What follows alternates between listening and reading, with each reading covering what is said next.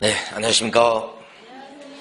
네, 또 월요일이 와버렸네요. 월요일이 또 공부를 시작하는 월요일이 또 됐어요.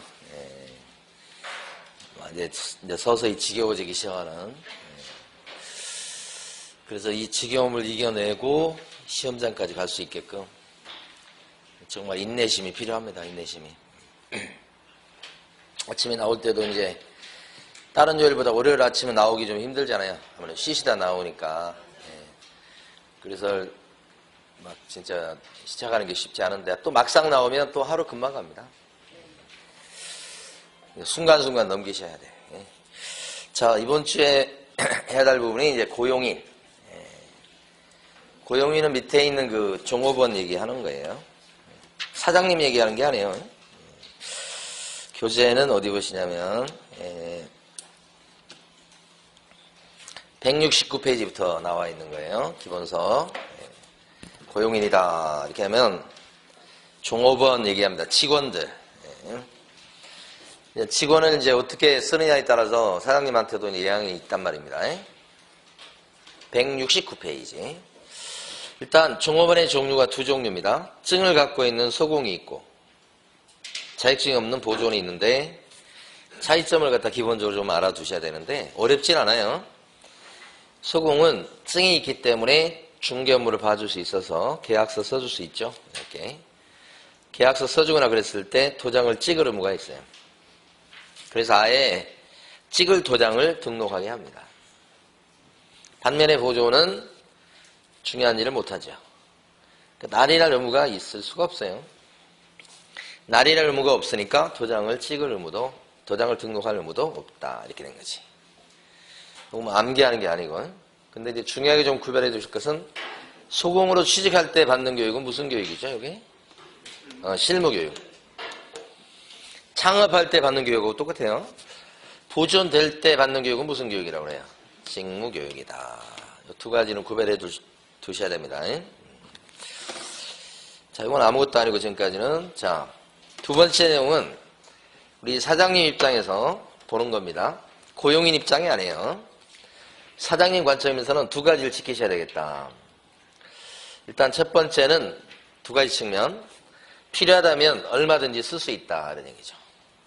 그래서 이제 지금도 보면 잘 되는 부동산 사무실은 직원을 지금도 뽑고 있고 계속 늘리고 있는 상황이고 안 되는 쪽은 줄여서 그냥 혼자 하거나 뭐 부부가 같이 하거나 이렇게 돼요.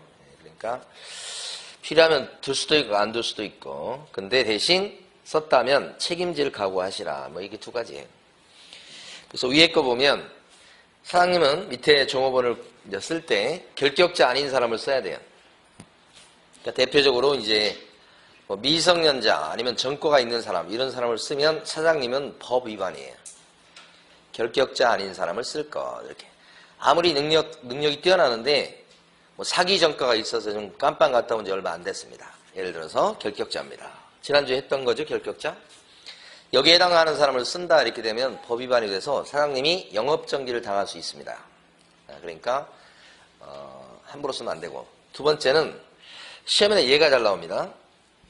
만약에 종업원을 썼잖아요. 그러면 관청에다가 고용했다고 신고를 하시는 거예요. 언제까지 하냐면 시험에서 이걸 물어보죠. 업무 개시 전.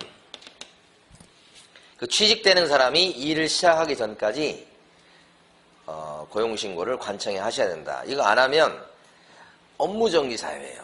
해석상. 되게 세게 얻어맞는 거예요. 업무정지는. 과태료 정도가 아니고요. 시험에서는 언제까지 고용신고 하셔야 되냐. 업무 개시 전. 이걸 알아두셔야 되지. 그러니까 그 사람, 요건 고용되는 사람이 일을 하기 전 이렇게 되니까. 그러다 보면 문제가 되는 게 뭐냐면 이제 면접을 보고 뽑았을 거 아닙니까? 그러면 일 나와가지고 사무실 출근해서 일을 시작하기 전에 미리 해야 된다는 얘기니까 이게 참 어렵습니다. 왜냐하면 사장님들 입장에서 봤을 때는 일을 좀 하는 걸 보고 이제 고용할지 말지를 결정하는 게 일반적이어서 며칠간 보고 얼굴만 봐가지고 모르잖아요. 일하는 걸 봐야 되니까. 근데 그런 관점에서도 우리 법은 어쨌든 간 그 사람이 일을 시작하기 전까지는 고용신고하라 이렇게 돼 있으니까 좀 빡빡합니다. 이게. 지키기가 쉽지 않아요. 요게. 그래서 이제 우리 법에서 인정하는 게 뭐냐면 컴퓨터 앞에 앉아서 인터넷으로 고용신고할 수 있도록 허용하고 있습니다. 사무실에 앉아갖고 바로 재빨리 해야 되니까 그렇습니다. 이것 때문에 최근에 어떤 부동산 사장님도 영업정지 한 달 받았어요.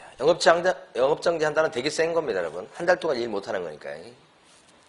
그 다음에 잘랐을 때는 아니면 관뒀을 때는 종료신고를 하도록 되어 있습니다. 끝났다는 신고. 요건 10일 이내에 하도록 되어 있다. 그러니까 종료신고는 10일 이내고 고용신고는 업무 개시전이니까 두 가지를 바꿔서 낼 가능성이 있죠. 특히 이제 고용신고를 10일 이내에 한다 이렇게 할 가능성이 높아요. 그러면 X예요. 그래서 여러분 교재는 이걸 어디에 보시냐면 170페이지 보시면 가로 2번에 동그라미 1번에 가로 2번 170페이지 가로 2번에 동그라미 1번에 첫째 줄, 둘째 줄, 셋째 줄, 넷째 줄까지 밑줄이에요. 둘째 줄에 나와 있는 것처럼 고용신고는 업무 개시 전, 넷째 줄에 나와 있는 것처럼 종료신고는 10일 이내. 그죠? 자, 근데 이제 최근엔 이거보다 이게 더 잘 나옵니다. 지금 두 번째 거. 고용신고를 관청이 하면 등록관청이 확인하게 되어 있는 사항이 있다. 관청이 확인하게 되어 있는 게 세 가지가 있어요. 첫 번째는 뭐냐면 고용신고되는 사람이 소공일 때 진짜 자격증이 있는지 확인하셔야 돼. 자격증 여부를 확인하셔야 된다고. 소공일 때. 그 다음에 결격자인지 아닌지 확인. 아까 결격자 아니어야 된다고 그랬죠. 관청이 확인하는 거 보고 있어요, 우리가. 관청은 이걸 확인해 주라. 세 번째는 교육을 받아놨는지 확인하셔야 돼. 아까 소공될 때 받는 교육은 실무교육, 보존될 때 받는 교육은 직무교육. 그랬었죠? 그걸 받아놨는지 확인하시라. 이 세 가지로 확인하실 거. 여러분 교재는 그게 동그라미 3번에 첫째 줄, 둘째 줄, 셋째 줄까지 나와 있어요. 최근에는 동그라미 3번이 훨씬 더 잘 나옵니다. 그래서 암기하실 때는 고용신고 들어갔을 때 관청이 확인할 사항이 뭐냐. 암기하실 때 관청 입장에서는 혹시 자결교육을 받았는지 확인해라. 이 자결교육이 자살교육이니까 혹시 자살하면 어떡해요. 그래서 자살교육을 받았는지 확인해 주십시오. 이렇게. 등록관청이 확인할 겁니다. 네. 자, 이번에 이제 책임지는 걸로 넘어갑니다. 이걸로. 자, 조문이 하나 있는데 밑에 있는 조고번이 어떤 영업상 활동을 하잖아요. 그 업무상행위는 그냥 그대로 고스란히 우리 사장님이 한 걸로 본다. 이 조문이 하나 있어요. 이 조문 때문에 우리 사장님이 책임을 뒤집어 쓰는 거예요. 이 조문 때문에. 왜 그렇게 만들어놨냐면 고용인을 통해서 돈을 벌고 있기 때문에 만약에 고용인이 사고 쳤을 때는 그 반대로 책임도 져야 되는 게 마땅하다. 이렇게 보는 거예요. 근데 모든 행위를 100% 책임지는 건 아니고 업무상 행위만. 그러니까 개인적으로 누구한테 피해를 줬다 뭐 이런 것들까지 책임지라고 할 수는 없어요. 사장님한테. 개인적으로 누구한테 돈을 꿨는데 안 갚았다. 그런 것까지 책임지라고 할 수는 없잖아요. 사장님의 일을 봐주다가 사고 냈을 때죠. 영업상행위. 근데 이제 문제는 업무상행위에 들어가면 한 걸로 치기 때문에 책임지는데 업무상행위가 뭐냐, 이게 이제 문제가 되죠. 그래서 많이 이제 언급됐던 건 이거죠. 이 격리 직원이 있었는데 격리 직원이 고객분이 계약금을 갖다가 보관했어요. 계약하러 왔다가 계약이 안 돼서 계약금을 갖다가 격리 아가씨한테 맡긴 거예요. 근데 격리 아가씨가 이 계약금, 보관 중에 있는 계약금을 가지고 도망가 버린 거죠. 다음에 이제 손님이 와가지고 계약금 내놔라 그랬더니 격리 아가씨 안 보이고 사장님은 무슨 돈 이렇게 된 거예요. 사장님이 이 사실을 몰랐다 이거지. 자, 그랬을 때도 사장님은 그 계약금 가지고 간 거에 대해서 물어줄 책임이 생기느냐, 이게 문제된 거지. 물어줄 책임이 있다고 보려면 계약금을 맡아가지고 보관하는 행위가 여기에 들어가야 돼. 근데 계약금을 맡아주는 행위는 그 자체가 중개 활동과 직접 관련된 건 아니에요. 물건을 소개시켜주거나 뭐 이런 활동은 아니기 때문에 중개 업무하고 중개 업무 자체는 아니야. 그런데 중개 업무와 밀접한 관련이 있는 행위지. 다음에 이제 조건이 맞으면 계약을 하려고 일시적으로 맡겨놓은 거니까. 그래서 이때는 요 계약금 보관행위도 업무상행위에 들어간다고 봤어요. 그래서 업무상행위 범위를 우리 판례는 어떻게 보냐면 중개 업무에 해당하는 행위 플러스 요구하고 밀접한 행위까지 여기에 들어간다고 봐요. 그 밀접한 행위라고 하는 것이 바로 계약금을 맡아주는 행위다. 이렇게 된 거지. 그러니까 조금 이 책임의 범위를 넓게 인정하고 있다. 업무상행위의 범위를 넓게 인정하고 있다는 걸 알고 계셔야 된다. 그 다음에 또 하나는 이제 용어, 본다라고 돼 있잖아요. 요게 이제 간주한다, 그 다음에 의지한다, 뭐 이런 하고, 의지한다, 이런 하고, 글자하고 같은 뜻이잖아요? 옛날에 한번 지금도 잊지 못하는 게 어떤 분이 시험에서 고용인의 업무상 행위는 개업공인중개사 행위로 간주한다 이렇게 나온 거예요. 문제지문에. 그러니까 조문을 들고 왔어요. 선생님 이거 지금 간주한다라고 지금 써놨는데 조문을 보시라고. 본다라고 돼 있는데 이거 틀린 거 아니냐고. 지금 안 웃으신 분은 왜 그런 거예요? 이거 모르는 거 아니야 혹시? 저희 민법 거의 첫 시간에 배웠던 것 같아. 본다, 의지한다, 추정한다 이런 말. 그래서 이 같은 뜻이거든요. 그래서 이제 그분 아마 처음 공부하셔서 그럴 수 있지. 추정한다 이런 말을 쓰면 이건 약한 말입니다. 아주 약한 말. 추정한다. 추정한다 이렇게 되면 그냥 금방 뒤집어 버릴 수 있어요. 입증을 해가지고. 그래서 이렇게 하면 틀리다. 꾸준히 나오고 있죠 이것도. 하나만 더 하면 만약에 사장님이 사고 치면 고용인도 책임져야 됩니까? 그러면 고용인 어떻게 해? 목숨 걸고 지금 일해야 된다는 얘기 아니에요? 잘못하면. 사장님이 사고 쳤을 때 고용인도 같이 책임져라. 말이 안 되는 얘기죠. 그래서 이건 성립하지 않는다는 것도 출제가 됐던 거죠. 자, 그러면 이제 여러분 교재에서는 보면 172페이지 가보시고 가로 2번에 개업공인중개사 행위로 간주한다 이렇게 돼 있잖아요. 근데 거기서 동그라미 1번 소속 공인중개사 또는 중개보조원의 업무상 행위는 그를 고용한 개업공인중개사 행위로 본다. 본다에 동그라미 치시고 첫 줄에 업무상 행위에 동그라미 치시고 그러면 돼요. 그리고 이제 171페이지로 오셔가지고 제일 아래쪽에 끝줄 부분에 두 줄이 있어요. 171페이지 앞쪽으로 오셔서 이에 따라 중개보조원이 중개의뢰인이 맡겼던 계약금을 횡령한 경우에도 중개업무와 관련된 행위로 보고 있다. 계약금을 보관하는 행위도 업무상 행위다. 그런 뜻이요. 그러면서 오른쪽 날개 보시게 되면 오른쪽 날개 있잖아요. 아니 171페이지 제일 끝줄에 두 줄 밑줄을 그는 거라고요. 오른쪽에 보시게 되면 날개 쪽에 마지막 OX 지문이 있어요. 고용인의 업무상 행위는 중개 대상물의 거래에 관한 알선 업무뿐만 아니라 위 업무와 밀접한 관련이 있고 외형상 객관적으로 중개 업무와 관련된 것까지 포함하고 있다. 이렇게 여기까지도 알아두셔야 돼요. 그래서 경리아가 씨의 계약금 보관 행위는 업무상 행위다. 이렇게. 자, 그 다음에 또 갑니다. 이제 책임에서 민사 책임과 형사 책임 두 개가 있는데 그 두 개를 보도록 하죠. 일단은 고용인이 한 업무상 행위는 개공이 한 걸 본다. 이 조문인데 그 업무상 행위 중에 가장 대표적인 것이 거짓말하는 거예요. 거짓말. 그래서 거짓말해가지고 병한테 손해를 끼쳤다. 그럴 수 있거든요. 그러면 거짓말해서 손님한테 피해를 준 고용인은 손해배상 책임지는 거 너무나 당연하고 물어줘야 되겠습니다.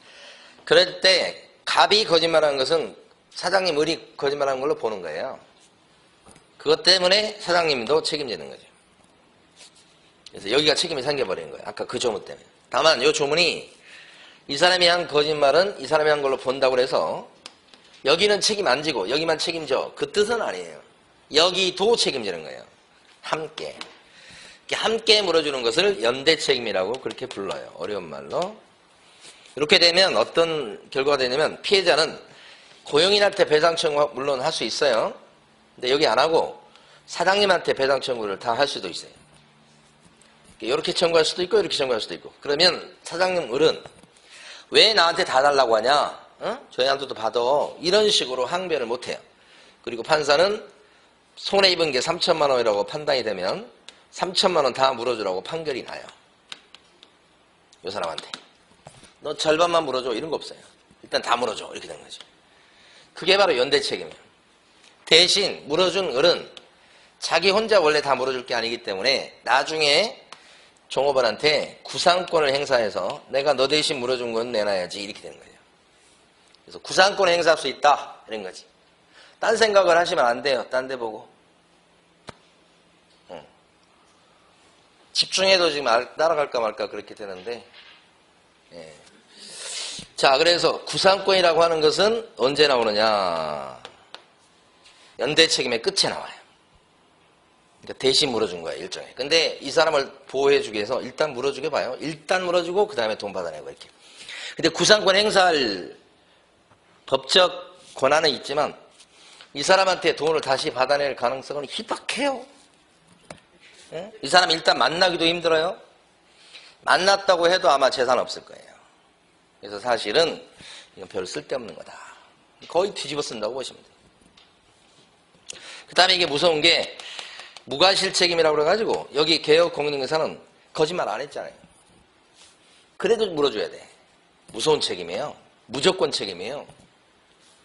그러니까 사장님은 그래서 이제 뽑을 때 그 종업원들에 대해서 여러 가지도 잘 보고 그 다음에 일하는 동안에도 감시도 잘 하고 이렇게 하는 거예요. 그래서 관상도 보고 사주를 봐서 미래도 보고 안 그런 것 같죠. 이 영업하고 이런 분들은 괜히 뭐 하나 물어봐가지고 좀 이렇게 해가지고 몰래 가서 본다. 자기하고 궁합이 맞는지도 보고. 제가 그랬다는 건 아닌데 그런 사장님이 있어요, 진짜. 우리 생년월일만 그런 거 있잖아요. 자, 여기까지가 이제 손해배상 책임.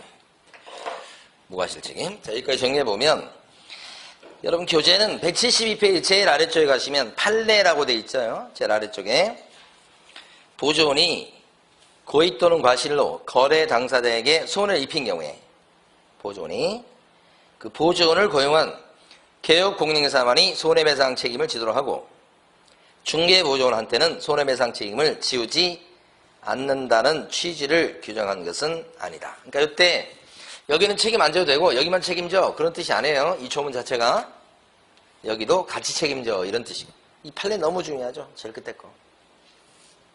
별표 치시고. 그 다음에 오른쪽에 가시면 가로 1번에 민사 책임을 보고 있지 않습니까? 거기서 동그라미 1번 무과실 책임. 그래서 둘째 줄 끝에 고용인이 위반 행위를 했을 때도 개혁공인중개사에게 잘못이 없는 경우에도 개혁공인중개사에게 책임을 물을 수 있다. 이게 무과실 책임이죠. 잘못이 없어도 물어줘야 돼. 사장님은 동그라미 2번 제목에 보시면 끄트머리에 부진정 다음에 뭐예요? 연대 책임 이렇게 돼 있잖아. 연대 책임 이렇게. 그 연대 책임 거기 동그라미 치시면 되고 그때 하나 둘 셋 넷 다섯째 줄 밑으로 내려오시면 거래 당사자가 사장님인 개공에게 먼저 손해배상 청구를 한 것에 대해서 개혁공인중개사는 고용인한테 먼저 배상 청구해서 받아보라고 항의할 수가 없다. 꼼짝없이 물어주는 거예요. 대신에 동그라미 3번 제목 보시면 나중에 법적으로는 구상권 행사할 수가 있다. 법적으로는 그렇습니다. 실제로는 쉽지 않을 거예요. 여기까지 보시면 되고 그 다음에 이제 넘어갑니다. 이 형사책임지는 형사처벌이 중요하거든요. 이거 가만히 보면 형사처벌과 관련해서 여기서 이제 거짓말 했잖아요. 그러면 이게 판단을 그렇지 않은 행위예요. 이게 금지행위 중에 들어갑니다. 아직 안 배웠어요. 그럼 형량이 1년 이하의 징역이나 1천만 원 이하의 벌금으로 형사처벌이에요. 종업원이 금지행위라고 해서 나중에 나와요. 우리 이제 중개사법에서 형사처벌 받는 경우가 일부 있는데 그 중에 하나입니다. 근데 그렇게 되면 우리 중개사법 50조 조문에 따르면 우리 사장님은 벌금형으로 처벌한다고 돼 있습니다. 벌금형. 그게 양벌 규정이에요.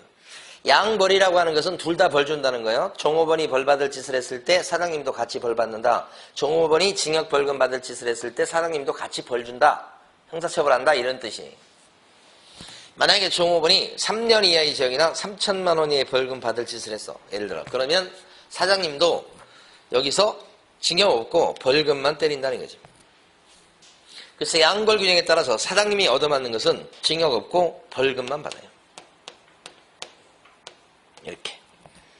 이렇게 때린다고 되어 있는 게 50조 양벌 규정이고, 그렇죠? 그 양벌 규정을 이렇게 만들어 놓은 이유는 왜 사장님을 갖다 이렇게 벌금으로 처벌하냐? 감독을 잘못했다고 그러는 거예요, 지금. 감독을 좀 잘하지 그랬어. 너가 감독을 잘못하는 바람에 밑에 있는 종업원이 사고 쳐가지고 이렇게 됐으니까 너도 이거야, 벌금형이야. 감독을 소홀히 한 정도 책임이니까 징역 살리기는 너무 좀 그래. 징역까지는 안 가고 벌금으로. 예? 그래서 징역 없어요. 첫 번째 결론이지. 이게 양벌 규정. 그러니까 이때는 감독 소홀 책임을 물었다. 잘못한 거에 대해서. 예? 그래서 이것은 과실 책임이에요. 위하고 아래가 아주 극명하게 차이 나는 게 위에는 무과실 책임이에요. 잘못이 없어도 물어줘야 돼. 그러나 밑에는 잘못이 있는 것 때문에 책임지는 거예요. 벌금으로. 무슨 잘못이죠? 이거예요. 자, 그러면서 이제 두 가지 결론을 지금부터 내고 정리하고 다음으로 가요. 뭐냐면 이렇게 양벌 규정 중개사법 50조 조문에 따라서 벌금으로 처벌받는다. 이게 액수가 300만 원 이상의 벌금일지라도 원래 중삼벌 이렇게 되면 3년간 결격자예요, 원래. 지난주에 공부한 거 중삼벌 이렇게. 그런데 우리 판례는 이랬을 때는 양벌 규정에 해당돼 가지고 벌금 물었다 그랬을 때는 결격자가 안 된다고 보는 것이 우리 판례 입장이에요. 제가 지난주에 결격사유 하면서 이번 주에 나올 거니까 넘어갑니다 하는 내용이 이거예요. 양벌 규정 양자만 나와도 결격자 아닙니다. 판례입니다. 최근에 계속 나오고 있습니다. 결격자 아니기 때문에 사장님에 대해서, 결격자 아닌 사장님에 대해서 등록 취소를 하면 안 됩니다. 여기까지. 이건 아직 시험에 안 나온 거예요. 그러니까 사장님이 밑에 직원에 대해서 감시를 잘못해가지고 양벌 규정에 걸려서 벌금 물었다. 벌금 한 400 물었어. 그랬다고 하더라도 결격자가 아니기 때문에 사장님의 등록을 취소시켜서도 안 된다는 뜻입니다. 이게 판례 입장이죠.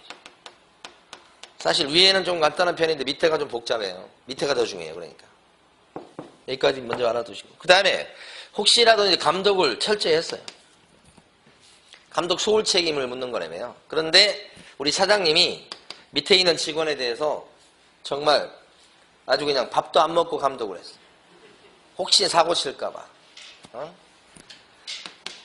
그랬는데 사고 냈네. 그러면 벌금으로 처벌받냐 사장님도, 이 말이지. 사장님은 밥도 안 먹고 감독을 했는데 요럴 적에도 벌금으로 처벌받습니까? 그럼 너무 심하잖아. 이게 무슨 책임인데요? 감독을 소홀히 한 책임에 대해서 책임을 묻는 건데 감독을 소홀히 한 점이 없잖아요. 그럴 때는 벌금으로 처벌하면 되겠어요, 안 되겠어요? 안 되지. 안 됩니다, 처벌하면. 이런 경우가 어떤 경우죠? 라고 이렇게 궁금해 할 수 있는데 그건 판사가 판단해 줍니다. 그러니까 사장님이 할 만큼 했어. 그러면 벌금 안 때려요. 근데 위하고 보세요. 개혁공인중개사은 고용인에 대해서 감시를 제대로 한다고 했어요. 그런데 속여가지고 여기를 피해를 줬어요. 그 배상 청구 들어왔어요. 그럼 은은 나는 할 만큼 했으니까 못 물어줘. 할 수 있나요? 없어요. 없다고. 그렇게 손해배상 책임은 무슨 책임이에요? 잘못한 게 하나도 없어도 책임지는 게 무과실 책임이에요. 그래서 무거운 거예요. 왜 그렇게 해석하냐면 요 사람 좀 보호해 주려고. 그러니까 잘못이 없어도 저기 피해자가 손해봤다고 하면 그건 물어줘. 그런데 감독을 할 만큼 했을 때는 형사처벌은 안 된다고. 이게 잘못하면 빨간 줄이 가는 거잖아, 이게. 어떻게 보면 두 개 중에 어떤 게 더 무거운 처벌이에요? 위에 거? 밑에 거? 둘 다 싫지만은 이쪽이 더 무서운 거예요. 위에는 이제 돈으로 때울 수 있다. 물론 돈이 뭐 또 그럴 수 있긴 한데 그래도 이쪽이 더 무섭죠. 이건 과실책임. 자, 교재 한번 밑줄 그어 보면 174페이지 가보시게 되면 가로 3번의 형사책임 회색 바탕 박스 보시면 소속 공인중개사, 그 다음에 중개보조원 또는 개업 공인중개사인 법인의 사원 임원이 나왔죠. 여기까지가 뭐냐면 밑에 있는 사람이 이 뜻이에요. 보조원이든 서공이든 임원이든 밑에 있는 사람이 이런 뜻이요. 회색 바탕 박스에서 중개 업무를 보다가 48조, 49조 규정에 해당하는 위반 행위를 한 때는 그렇게 됐죠. 그러니까 49조가 뭐냐면 이거요, 이거. 48조. 징역, 벌금. 좀 무거운 거. 요 형량이 49조. 그러니까 징역이나 벌금 받을 짓을 했을 적에는 이런 뜻이에요. 48조나 49조에 해당하는 위반 행위를 했을 때는 이런 뜻이에요. 당연히 행위자를 벌 주겠고 벌 주는 것 외에 그 사장님인 개업공인중개사에 대해서도 해당 조에 규정된 그 다음에 형광펜 칠해 놓으셔야 돼. 벌금형을 과한다. 벌금형의 형광펜. 징역이 없어요. 이건 왜 벌금을 때리느냐? 감독 소홀 책임이에요. 과실 책임이에요. 그래서 동그라미 2번으로 내려오셔요. 개업공인중개사가 고용인의 위반 행위를 방지하기 위해서 해당 업무에 관해서 상당한 주의와 감독을 게을리하지 아니했을 때는 벌금형을 면한다라고 돼 있죠. 벌금으로 처벌하지 않는다. 동그라미 2번 보고 있다고 해요. 동그라미 2번. 첫째 줄부터 셋째 줄 앞부분까지 밑줄. 벌금을 못 때리는 경우도 나올 수 있어요. 여기서는. 그래서 이제 여기까지 보시고 오른쪽 175페이지 판례가 나옵니다. 제일 위에 있는 판례. 두 줄 별표. 고용인의 위법행위로 양벌 규정을 적용받아서 중개사법에 의하여 벌금을 선고받은 경우에 이게 중삼벌일지라도 결격사에 해당되지 않고 개공이 결격자가 안 되는 거니까 절대적 등록 취소에 해당되지도 않는다. 여기서는 지금 액수가 300만 원 이상이란 말이 없어요. 없는데 여러분은 300만 원 이상이라고 생각하시면 돼요. 혹시 중개사법 위반으로 300만 원 이상 벌금을 물을지라도 양벌 규정에 해당돼서 벌금 물었을 때는 결격자가 안 되고 그래서 등록 취소 당하지도 않는다. 이렇게. 자, 나눠드린 문제 1번 한번 풀어보시죠. 1번.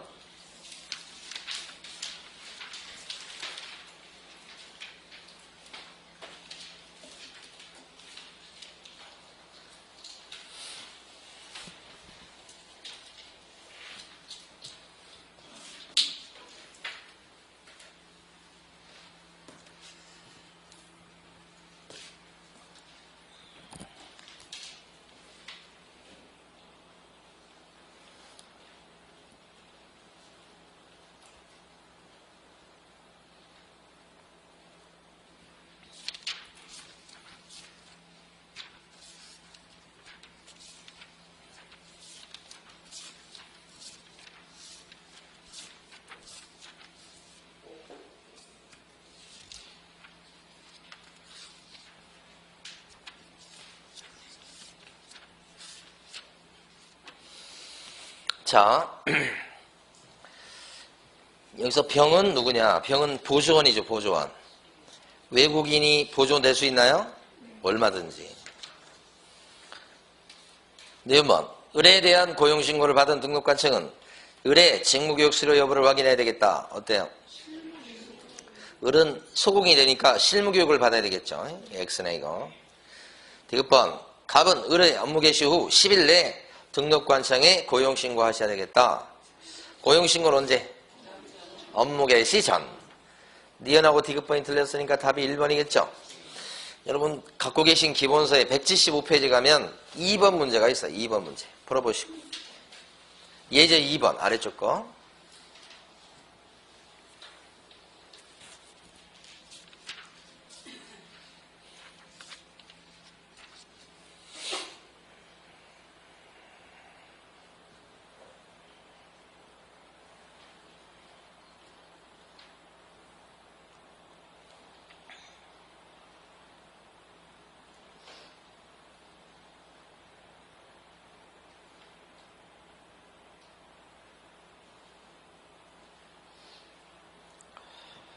자,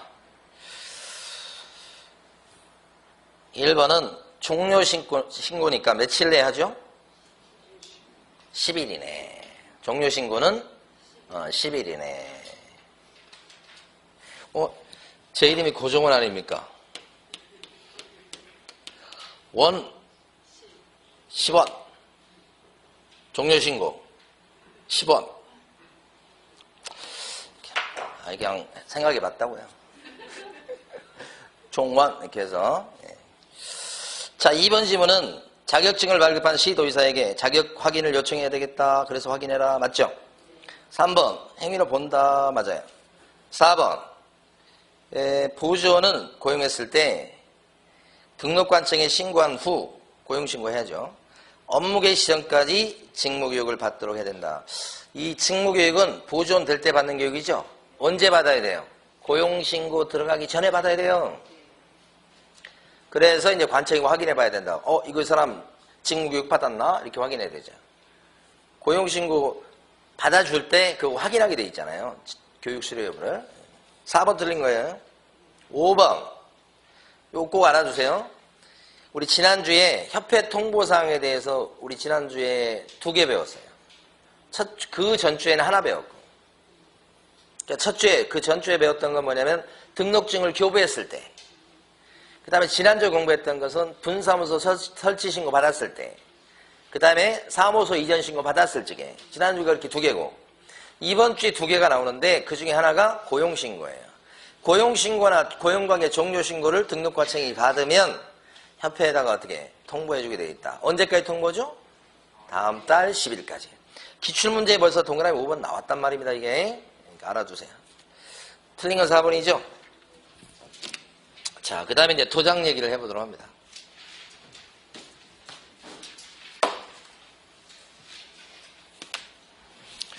우리 사장님은 우리 교재는 177페이지를 딱 펴두시고 여기 보면 도장에 대해서 등록을 하라고 그러고 그 등록된 도장만 찍게 돼 있어요. 여기 사용한다고 돼 있잖아요. 사용한다는 게 날인한다. 이 날인이 목적이에요. 등록이 목적이 아니고. 근데 어떤 도장을 찍냐? 등록된 도장을 찍는다. 이게 취지예요. 그럼 어떤 도장을 등록해야 되냐? 여기서부터 이제 시작이지. 일단 그 전에 누가 인정을 등록하고 날인해야 될까요? 누가 날인해야 될까요? 그러면 사장님하고 누구까지? 소금까지. 여기까지는 날인할 의무가 있으니까 인정을 등록하는 의무가 있다. 아까 했었잖아요. 중개보조는 어때요? 날인할 의무 자체가 없으니까 인장을 등록하는 의무도 없다. 그거 했었잖아요. 그래서 어렵지 않고. 어떤 인장을 등록하느냐? 요거 봐야 돼요. 그와 관련해서 자 보시면 여기가 제일 중요해요. 크게 보면 위에는 자연인이에요. 자연인. 예? 예? 요 밑에는 법인이요. 제가 이제 그 카톡 이런 거 잘 모르는데 카톡에 보면 그 이모티콘 같은 거 있더라고. 그래서 이 이모티콘을 지금 제가 살려고 막 이렇게 노력을 하는데 어떻게 사는지 결제하는지를 몰라가지고 그랬더니만 누가 이모티콘을 선물했더라고. 한 세트를. 근데 그 이모티콘이 어떤 이모티콘이냐면 나는 자연인이다 거기 나온 이모티콘 있잖아요. 그 남자들 나오는 거 있잖아. 시커먼 남자. 그걸 선물했더라고. 사실 저는 그런 거 싫어해요. 저도 예쁜 거 좋아하거든요. 그래서 그 물릴 수도 없고 지금. 그 자연인요. 응? 여기에는 이제 숨 쉬는 사람인데 이때 등록할 인장은 뭐냐 이거지. 그러니까 이거 공인인증사인 개공, 부칙 개공, 소공, 응? 요렇게. 요런 사람들이 이제 자연인이고 이럴 때는 가족관계 등록부, 주민등록표 이렇게 돼 있잖아요. 가족관계 등록부나 주민등록표에 올라있는 이름 이 두 단어가 나와야 돼요. 가족관계 등록부가 옛날로 치면 호적이요. 호적. 호적이나 주민등록표에 올라있는 이름이 나타나 인장. 여기에 기재된 이름은 그 사람의 본명이에요. 본명. 그 사람의 진짜 이름이 새겨진 도장이라 이러면 돼요. 그러면 이제 이거 왜 이렇게 얘기하냐면 사람 보면 진짜 이름하고 이제 또 가짜 이름, 응? 집에서 부르는 이름 이런 게 나뉘는 사람이 있잖아요. 예, 그래서 이름이 두 개인 사람 때문에 그런 거예요. 그러면 이때는 호적상의 이름대로 도장을 팔아 이 뜻이에요. 그런 도장이라면 이건 인감 도장이어도 오케이고 그 다음에 막도장이어도 오케이입니다. 그래서 인감 도장은 동사무소에 가서 나 요거 인감 쓸랍니다 라고 신고한 걸 얘기하는 거죠. 동사무소에 신고하는 거죠. 보통 좀 그럴싸하잖아 인감 도장은. 그 다음 막도장 신고 안 한 거. 그러니까 이 인감 도장 빼고는 다 막도장이에요. 그래서 이것도 되고 다 등록할 수 있어요. 막도장도 등록할 수 있어요. 그러다 보니까 중요한 건 뭐냐면 옛날에는 무조건 인감도장을 등록하고 쓰도록 했었어요. 그래서 이렇게 나왔었죠. 옛날 법조문은. 인감증명법에 따라서 동사무소에 신고한 인장을 등록하고 쓰십시오. 이렇게 됐거든. 근데 지금은 이게 아니죠. 인감증명법에 따라서 신고한 인장이 아니라 어떤 인장이죠? 가족관계등록부, 주민등록표 거기에 올라있는 이름이 새겨진 인장 그것을 등록하고 쓰라 이렇게 하는 거야. 응? 막도장도 괜찮아요 지금은. 저번에 이제 계약할 때 그 남편분이 아내분 대신 왔어요. 근데 이제 부부 공유이기 때문에 둘 다 도장을 찍어야 되는데 인상 깊었던 것은 그 남편분 도장 부부 공유예요 아파트가. 남편분 도장은 이렇게 생긴 거. 아내분 도장은 그래가지고 남편분한테 사장님 도장 하나 파셔야 되겠네. 그렇고 농담하고 그랬거든요. 너무 차이가 나 너무. 이게 아무것도 아닌 것 같습니다만 가정의 그런 권력 구조를 남편 신문을 시켰잖아요. 할 일 없으니까 가서 그 계약이나 하고 와 이렇게. 나 바빠 이렇게 된 거 아니야 지금.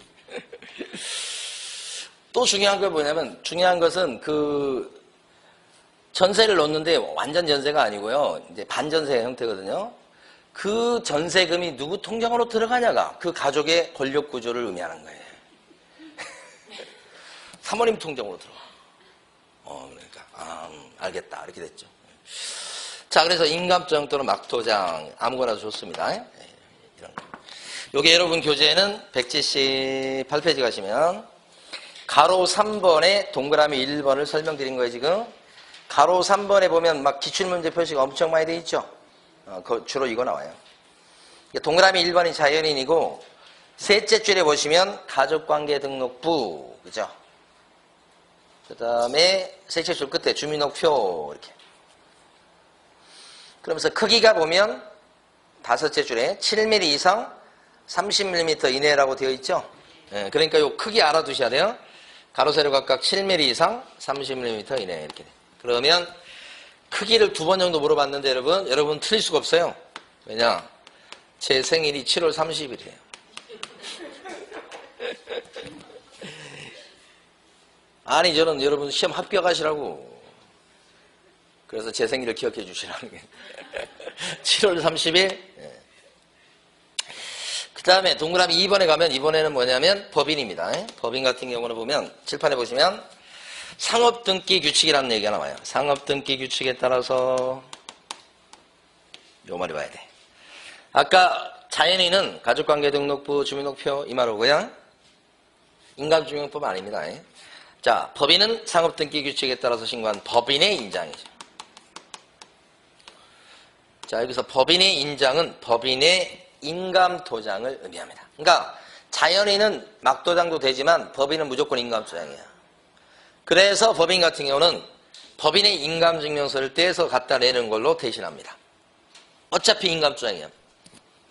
법인은 무조건 인감도장 등록이 돼 있으니까. 그래서 거기 보면 동그라미 2번의 둘째 줄입니다. 법인의 인장이라고 하셔야지 법인 대표자의 인장 그러시면 안 돼요. 대표자의 인장을 등록하고 쓰는 게 아니고 법인의 인장입니다. 자, 그러면 이제 분사무소는 어떻게 되느냐? 분사무소 같은 경우는 상업등기규칙에 따라서 신고한 법인의 인장이거나. 왜냐면요, 분사무소는 법인의 식구예요. 그러니까 분사무소도 법인의 인감증을 원래 등록하고 써야 되는 거예요. 근데 법인의 인감증이 하나밖에 없잖아요. 그러니까 이걸 등록하고 쓰려면 분사무소 여러 군데 있다면 쓸 때 불편하니까 이것만 가지고는 좀 그래요. 그래서 하나를 더 인정했어요. 바로 뭐냐면 대표자가 보증하는 인장입니다. 자, 법인은 선택하셔야 돼. 불편하지만 법인의 인감증을 등록하고 써도 오케이. 좀 편하게 쓰려면 대표자가 보증하는 인장을 또 등록하고 써도 되고 이렇게 된 거지. 그러니까 분사무소만 그렇게 되는 거예요.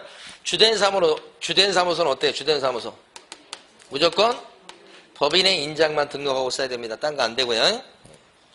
그래서 거기 넷째 줄에 보면 법인의 대표자가 보증하는 인장을 등록할 수 있다. 셋째 줄부터 보셔야 되겠네요. 다만 분사무소에 사용할 인장의 경우에는 상업등기 규칙에 따라서 대표자가 보증하는 인장을 등록할 수 있다. 이렇게 됐잖아요. 그때는 이제 선택사항이 되겠다. 이게 이제 제일 중요한 거예요. 이거 다 끝났어요, 이제. 이런 인장을 등록하면 되겠다. 이런 뜻이지. 자, 그러면 다시 가셔서 여기 말고 어떤 인장을 등록해야 됩니까? 아까지 했었잖아요, 여기. 했고 어디에 등록합니까? 인장은 어디에 등록하죠? 등록관청이지. 볼 것도 없지 뭐. 강서구에 사무실을 둔 개공은 사용할 인장을 어디 가서 등록해야 돼? 강서구청장한테다가. 근데 강서구에 법인의 주된 사무소가 있는데 마포구에 분사무소가 있다 그래요. 마포구에 있는 분사무소에서 쓸 인장은 마포구청에 가서 등록하게 해요? 아니면 본점이 있는 강서구청장한테 등록하게 해요? 강서구청장. 본점이 있는데요. 거기 핵심. 요거 이제 최근에 또 한번 물어봤는데 가장 핵심이죠. 그러니까 여러분 교재는 가로 4번 보셔요. 가로 4번. 인장 등록의 관할청. 첫 줄에 있는 것처럼 등록관청에 인장을 등록하는 거예요. 첫 줄. 그런데 둘째 줄.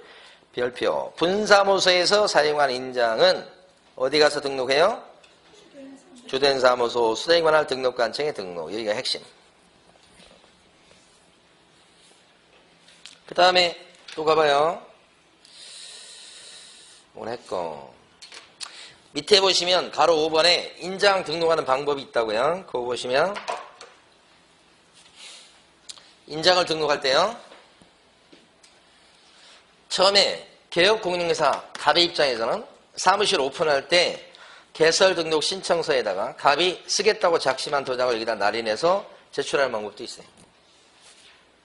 개설 등록 신청서를 활용하는 방법 하나. 또 한 가지 방법은 인장 등록 신고서가 있어요.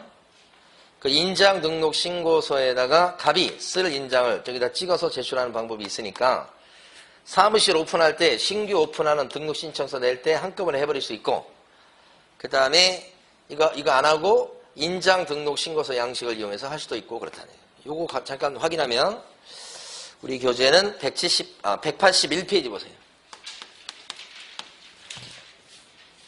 여기까지 하고 있습니다. 181페이지 보시게 되면 제일 위에 보면 인장 등록 신고서, 인장 등록 인장 변경 신고서라고 제목이 달려 있어요. 181페이지. 자, 그런데 오른쪽 제일 밑에 가면 오른쪽 아래쪽에 가면 등록인장인 이렇게 돼 있잖아요. 그러니까 등록인장인 조그만 그 박스 있잖아요. 그게 요거예요, 요거. 거기다가 갑이 자기가 쓰겠다고 작심한 도장을 찍어서 이걸 내면 이게 인장 등록이에요. 그러니까 인장을 등록할 때 개설 등록 신청서를 활용하는 방법도 있고, 이건 두 개를 하는 거죠, 그죠? 요건 인장 등록, 이건 사무실 등록. 근데 요건 요것대로 해놓고 이거 안 해놓고 요걸 요렇게 하는 방법도 있다. 두 가지. 반면에 이제 소공 같은 경우에도 두 가지입니다. 소공도 고용신고, 을입니다. 고용신고서를 갑이 낼 때, 개공이 낼 적에 우리 소공을이 거기 끼어들어가서 작심, 그러니까 쓰겠다고 작심한 도장을 여기다 찍어 내는 거예요, 이게. 을이. 소공이에요, 을이. 고용신고서를 활용하는 방법 하나. 또 한 가지 방법은 고용신고서는 사장님이 이제 고용신고해요, 관청에. 이거 업무 개시 전까지 하는 거잖아요. 근데 이제 인장등록 신고서 양식이 똑같은 게 또 있잖아. 181페이지. 181페이지 보세요. 제일 위에 제목에 개업 공인중개사가 윗칸에 있고 밑에 소속 공인중개사가 체크하는 칸이 따로 있죠. 소공도 인장등록 신고서를 통해서 인장을 등록할 수 있어. 그때 똑같이 오른쪽 기통에 소공을에 도장을 찍어서 내면 되겠죠. 방법 두 가지죠. 그래서 돌아오셔서 178페이지 아래쪽에 가시면 가로 5번에 인장의 등록 방법이라고 돼 있어요. 동그라미 1번 밑줄을 그으시면 돼요. 개인인 개업공인회사 및 소공은 인장 등록 신고서에 등록할 인장을 날인해서 제출하면 된다. 다만 둘째 줄 개설 등록 신청서 또는 고용신고서에 등록할 인장을 날인하여 제출하는 방법도 있다. 개설 등록 신청서를 이용할 경우는 사장 개공이고 그 다음에 소공 을 같은 경우는 고용신고서를 활용하는 방법도 있다는 뜻이죠 지금. 그러면서 동그라미 2번 별표. 법인인 개업공인회사는 상업등기 규칙에 따라서 인감증명서의 제출로 가름한다. 5번, 6번 나온 거예요 이거. 인장에 대해서 내용이 별거 없는데 시험은 꾸준히 한 문제씩 나오고 있으니까 이거 맞추셔야 되죠. 다 맞출 수 있어요. 자, 쉬겠습니다.